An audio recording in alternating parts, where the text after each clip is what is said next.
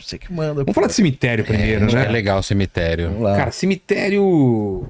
Cemitério, aqueles antigos, assim? Eu te convidei um monte de vezes pra ir. Eu falei pra Fabi. Eu tenho medo, você sabe. Resposta positiva. Eu e o Lene, principalmente, temos cagaço. Mas... Falou fazer uma fogueira num crematório. Eu tava pensando numa Não, coisa. vamos. Não. Mas você tem medo de cemitério mesmo? Ah, tenho se eu for sozinho à noite num lugar que tem... Agora, se Eles for vão à noite, eles vão à noite. Turma, tranquilo. Câmera... Na verdade, assim, eu falo pro Dani, eu sou cético, eu prefiro experimentar as opiniões das outras pessoas, porque diferente de muita gente, eu dependo das experiências dos outros, porque o legal dessa descoberta, não sei o que o Dani pensa disso, mas é exatamente a gente ir com perguntas e não com respostas. A maior parte desses rolês sempre tem, olha, vem aqui, você está vendo, tem alguém do seu lado, tal. Como eu não acredito e não tenho esse poder, eu prefiro sempre passar para todo mundo o que todo mundo é capaz de perceber. Entendi. Então, quando a gente vai no cemitério, claro que tem essa dinâmica, tem essa expectativa do sobrenatural, tal, e essas histórias fazem parte desse território tão especial, mas tem um monte de outros interesses no cemitério. Quando a gente faz um passeio, a gente integra essa experiência. Então não é um rolê só, ou acho que é Noites do Terror. Não é Noites do Terror, muito longe disso. Vai ter um carinho escondido atrás de um túmulo. Não, até porque é uma cagada, mas o cara sai correndo, alguém se assusta, cai, tropeça, cai num jazigo. Não é? É assim que começa a Noite dos Mortos-Vivos, né? Os irmãos estão lá, um cai, bate a cabeça e morre ele mesmo, né? No cemitério, então, morrendo no cemitério. Cemitério famoso é aquele lá de Buenos Aires, né? Que todo mundo visita. Que tá... Cemitério Recoleta. Então o cemitério o que a gente tenta fazer com essas experiências, primeiro é desmontar um pouco esse estigma de que o cemitério é só um aparelho sanitário, ele é importante, mas o cemitério é o maior contador de histórias do lugar que ele se estabelece. Se é um único cemitério na cidade, ele é o maior contador de histórias da cidade, afinal de contas... Museu, né? Todas as biografias da cidade estão lá. E se aqui em São Paulo tem uma particularidade, tem vários cemitérios, mais de 20 cemitérios, então eles têm essa vocação de contar a história dos lugares muito bem. Claro que tem, exatamente como as pessoas imaginam, tem alguns cemitérios têm histórias sobrenaturais, o cemitério da Consolação tem 3 histórias, mas tem cemitério que não tem, simplesmente não tem. Mas o contato com o sobrenatural também não precisa ser só com aparições. Eu gosto muito de colocar, acho que o sobrenatural ele fica muito restrito a 2 possibilidades, que é a possibilidade do dogma religioso, que é sobrenatural. A fé, uma aparição mariana, um milagre, o inexplicável, mora ali. E a outra é exatamente no universo do entretenimento, do excêntrico, do terror, que são super legais também. Os dois são interessantes, mas eu gosto de encontrar essa possibilidade no meio do caminho e colocar isso no cotidiano, na rotina.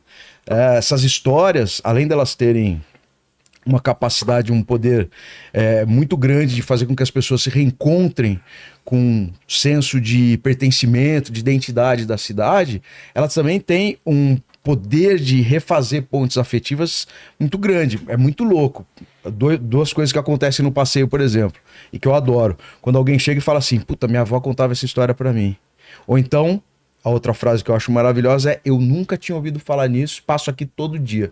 São as coisas que eu acho mais legais. A gente não faz só passeio no cemitério, faz passeio no centro da cidade. O centro da cidade de São Paulo é muito assombrada, né? Tem muitas histórias ligadas a traumas da cidade. Então, o que eu acho mais legal disso tudo é experimentar essas possibilidades de contar as histórias a reboque.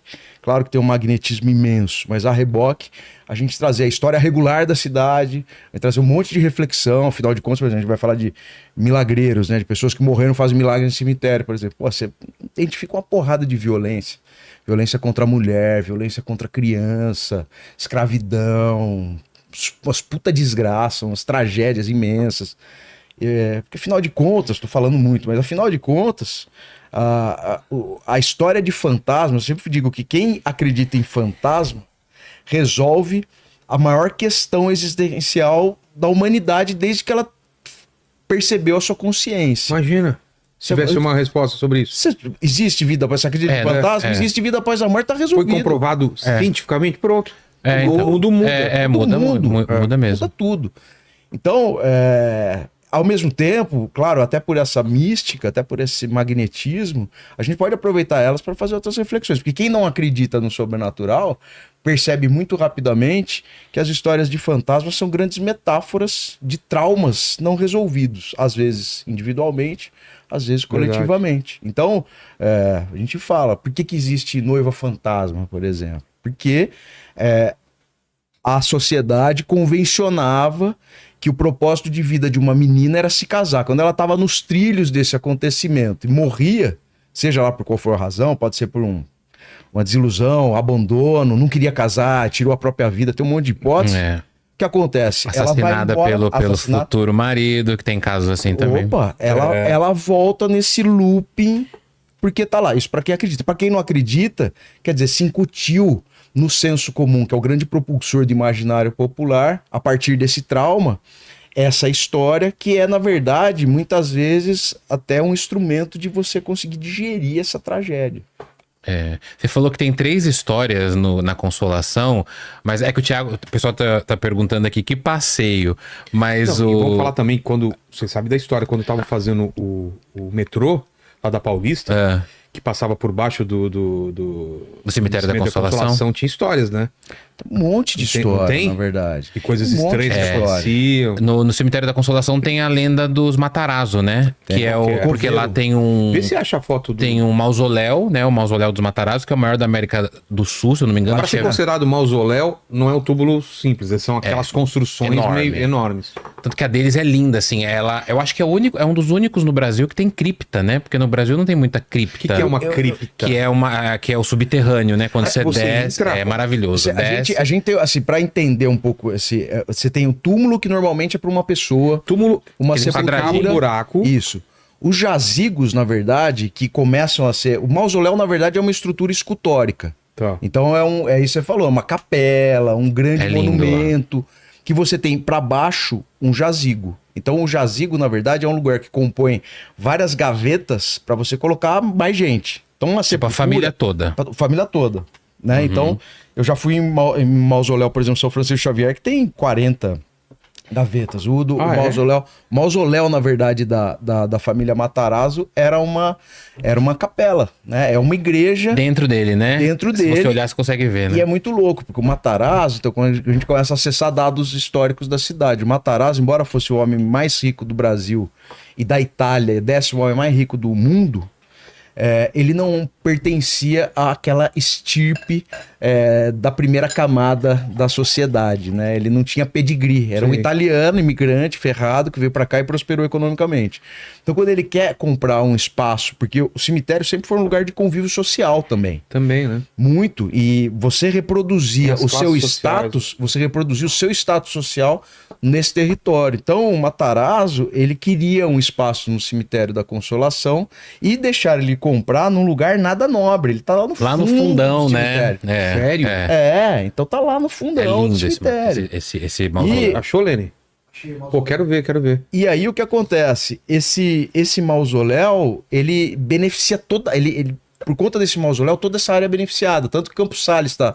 Hoje o Campos Salles, que era o presidente da República, tá do lado dele. Ele mandou abrir uma passagem pra rua, acho que é Mato Grosso, ali atrás. Ele mandou abrir pra família dele. Pra família dele não precisar entrar pela entrada principal. Olha o tamanho. É isso aí. Cara... Em cima dele tem tipo uma mulher de véu. Essa porta é do tamanho de uma porta normal? Não, acho que é maior, né? Ela é enorme, essa porta aqui.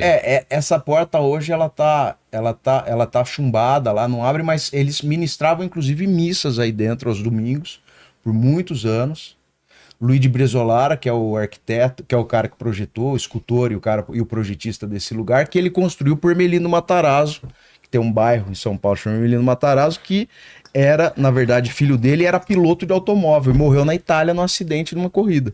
Então ele vem, não construiu para ele. Ele constrói para o filho e se fixa nesse território, né, da forma mais ostentativa possível, e é lógico o local no cemitério da Consolação que mais chama atenção por causa disso. Esse estilo de mausoléu é o estilo de mausoléu que a gente vê no filme de terror mesmo, assim, que ele é antigo, ele tem imagens, né? Filme de terror, assim, não estigmatizando o mausoléu, porque ele é um templo. Escultura. Mas tem escultura, gárgulas. E ele é enorme, assim, você fica minúsculo, tem 25 metros de altura. Alguns têm vitrais também? Muitos têm vitrais. E lá dentro, como que é?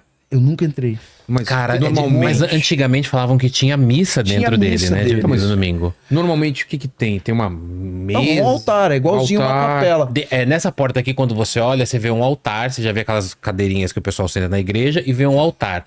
Na porta do lado, que eu já fiquei olhando assim, você vê as escadinhas, né? Que você desce pras criptas. Você desce pra... Exatamente. Que é o pessoal sepultado lá embaixo, né? O que é legal de falar sobre mausoléu, sobre capela? Não, dá pra morar. Dá pra morar? O cemitério Quarta Parada tinha uma população de moradores em situação de rua dentro dos que túmulos. moravam em jazigos, moravam em capelas.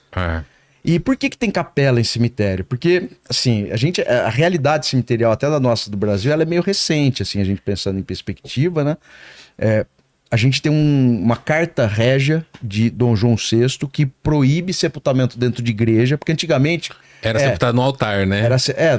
Você antigamente, quem era rico, normalmente católico, era sepultado dentro das igrejas, nas naves das igrejas, e quem fosse muito, muito rico, pagava para ficar mais perto do altar, porque eram locais de oração. Depois a gente até fala que tem uma razão para isso. E aí o que acontece é que tem essa carta régia de Dom João VI que proíbe, fundamentada na teoria, uma teoria higienista, sanitária, chamada teoria dos miasmas, que era mais ou menos o seguinte: o cheiro do morto era um agente contaminante. As pessoas acreditavam nisso. A gente sabe que não é, mas imagina o cheiro de uma igreja. Antigamente cheirava morto. Imagina. Era podre. Então, o pessoal falava que transmitia doença respiratória. Houve essa carta régia proibindo o sepultamento de igreja por questões sanitárias. E aí o que acontece? Todo mundo caga um quilo para Dom João VI. Dom Pedro I, ninguém obedece, Ninguém até liga. porque o que acontece? Liga. Você imagina, o sepultamento na igreja estava muito ligado à salvação. Então o cara tinha medo, falou, como assim? Você quer me tirar agora? Minha vez não. Então, em 1828, tem um decreto do Dom Pedro I que sustenta essa decisão do pai, confere à municipalidade, ao poder burocrático, a competência de gerir a morte, porque a morte era um monopólio da Igreja Católica. Então tudo era da igreja e tudo tinha valor. Então você morria, você falava, cara, quero que vocês rezem por mim, deixava paga 1000 missas. Quero que façam uma celebração em tal dia. Você deixava pago, tudo era pago. Era tudo pago, né? Tudo pago. Então você tirar a morte da igreja teve uma consequência financeira. Vamos deixar de ganhar dinheiro com esses mortinhos aí.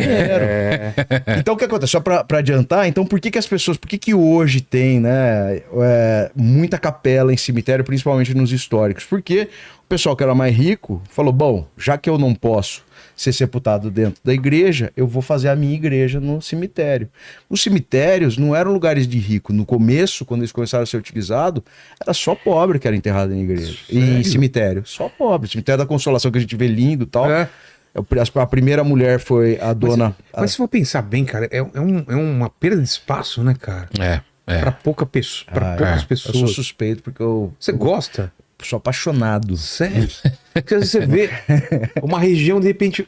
aqui ainda tem o lá da Vila Madalena, né? Que ele é enorme também, né? Cara, imagina quanto vale aquilo lá. Mas esse é um lugar de memória. E isso também é importante. É isso que a gente tenta defender. Você sabe se desvaloriza o prédio que é de frente para o cemitério ou não? Acho que não. Nunca vai ter nada construído. É a melhor coisa do mundo. Você derruba o cemitério, que ali você vai fazer um prédio. Isso acabou. Verdade. Então, se bem que antigamente tinha disso, né? A galera desativava cemitérios antigos. Eu fui numa capela dos Ossos em Évora, lá em Portugal. Pô, eu fui lá. Maravilhoso, lá né? Depois, Capela dos Ossos em Évora, cara. Que é isso, eles desabitaram, não sei se é essa palavra certa, 40 cemitérios lá nos anos do século XIX. Pra quê? Não, né? É antes ainda, acho que é século XVII. Desabitaram 40 cemitérios, tiraram as ossadas. Aí, o que a gente vai fazer com essas ossadas aqui? É pra construir, pro cemitério virar casa, prédio, enfim, igreja. E aí, o que a gente vai fazer com esses ossos? Constrói uma capela. Aí colocaram as capelinhas, na capelinha colocaram vários ossos. Você lembra, né? Tem as caveirinhas tudo na parede, assim, é sombrio. Você lembra o que tá escrito na entrada, né? como é que é? Nós que aqui estamos... por vós esperamos. Mas lá eles deram uma mexida na adaptada. Nós que aqui estamos... E tem de criança, tem de velho. Então, eu acho que essa não é a de Évora, porque tem várias. Mas tem várias. Lene, tem certeza que é de Évora? Eu não sei se essa é a de Évora, mas tem várias na Europa, que é o mesmo costume, né? De Évora que é muito parecido. Talvez seja a República Tcheca. Eu fui nas duas. Você foi na República Tcheca? Essa tá parecendo da República Tcheca. A de Évora tem uns vidros na frente, né? Porque o pessoal começou a desenhar nas caveiras e tal. Pichar a caveira? Desenhar, assinar. Sabe que eu vi uma caveira bem do lado, assim, eu fiquei morrendo de vontade de colocar a mão assim, mas vai que ele vem em casa. Não pode, né? Vai que depois a gente vê o espírito. Mas a caveira também tem outro significado, né? Para várias ordens. Para várias ordens. Lá em Évora, o que ele explica a história é que os caras construíram para meditar sobre a morte, né? Exatamente. Tem uns poemas escritos assim. Por que tá com tanta pressa? Vai com calma, porque você vai acabar aqui, ó, botando então, medo na além desse exercício de humildade, de no final das contas não adianta dinheiro, não adianta... não tem diferença de cor, de credo, de classe social, todo mundo vai ficar desse jeito. E para os franciscanos ainda tem um outro indicativo, né? Esse daí é de Évora. Esse daí é de Évora. Para os franciscanos, a caveira é o símbolo maior de que você está diante do divino. Ô, Lene, você vai achar a entrada, esse daí, voz que... Como que é? Vós que aqui estamos pelos vossos ossos esperamos. Nós que aqui estamos pelos vossos ossos esperamos. Essa frase você vai achar a entrada lá, cara. Meio... Você entra assim, já tem essa Eu nunca fui. Minha filha foi, eu nunca fui. Eu fui em Évora porque ele... Além de eu já ter ido antes, e, cara, e é uma cidade murada, né? Ela toda... Cara, tem uns restaurantes lá absurdos, muito cara, bom, pra comer né? bacalhau lá. E tem o Cartucha, né? Que é aquele puta avião. Total. Não, e tem uma parte também histórica de Roma lá, tem um mosaico. E o meu livro tem uma parte importante que passa lá. Então eu fui em Évora? Em Évora. Nessa capela aí. Tem uma das pistas tá enfiada em um... Olha lá. É Nós Ossos. Nós Ossos que aqui estamos pelos vossos esperamos. Que legal, hein? É quase uma ameaça, né? É totalmente uma ameaça. Tem essa mesma frase, nós que aqui estamos por vós esperamos, tem no cemitério em Paraibuna, né? Tem vários cemitérios. Paraibuna é exatamente essa. Nós que aqui estamos por vós esperamos. Mas muitos cemitérios têm esse tipo de frase exatamente por dar essa ideia de encontro de igualdade. A partir daqui, gente, é todo mundo igual, vai carcomer. O zumbilela que fala, os carcomidos, vai carcomer. Vai carcomer todo mundo. É isso aí mesmo. Eu não sei vocês, mas quando eu era criança e descobri que dentro de mim tinha osso, tinha uma caveira. Você não lembra desse daí? Como assim? Eu também. Você via caveira, esqueleto nesses desenhos de TV. Eu falo, não, dentro de você tem isso, cara. Claro. Parece que a cabeça muda, né? Eu até gravei um vídeo sobre isso, que quando minha avó que contou que ela tinha aquela... Lembra aquela música da caveira? Tumba Tumba, tinha uma caveira, alguma coisa assim. Aí eu cantava essa música, minha avó falava assim, sabia que você tem uma caveira dentro de você? E eu comecei a chorar. Eu tenho até um vídeo gravando, que eu gravei depois contando essa história. E é verdade, a gente não se toca, né? Que a gente tem uma caveira dentro da gente, um esqueletinho, um raio-x que você vê. Você vê o nada. Você vai estar com sinusite, tira do seio da face, que aparece exatamente a sua cara. A caveirinha. Imagina quando começaram a tirar raio-x, né?